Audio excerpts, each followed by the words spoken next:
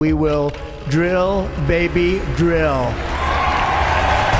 Instead of taxing our citizens to enrich other countries, we will tariff and tax foreign countries to enrich our citizens.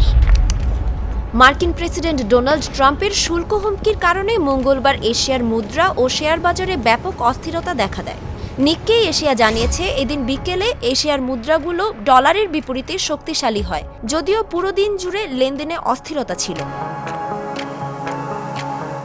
We are establishing the External Revenue Service to collect all tariffs, duties, and revenues. It will be massive amounts of money pouring into our treasury, coming from foreign sources. মঙ্গলবার একটি নির্বাহী আদেশে সই করার সময় Trump বলেন, Mexico ও কানাডার ওপর আমরা 25% শুল্ক আরোপের কথা ভাবছি। সম্ভবত এটি 1 ফেব্রুয়ারি কার্যকর করব।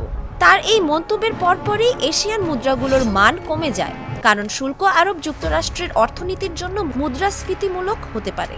এর আগে মঙ্গলবার সকাল পর্যন্ত ট্রাম্প তার অভিষেক বক্তব্যে শুল্ক ইস্যু উল্লেখ না করায় বিনিয়োগকারীরা কিছুটা স্বস্তি অনুভব করেছিলেন ও ধারণা করেছিলেন যে তিনি এ বিষয়ে একটি পরিমিত নীতি গ্রহণ করবেন।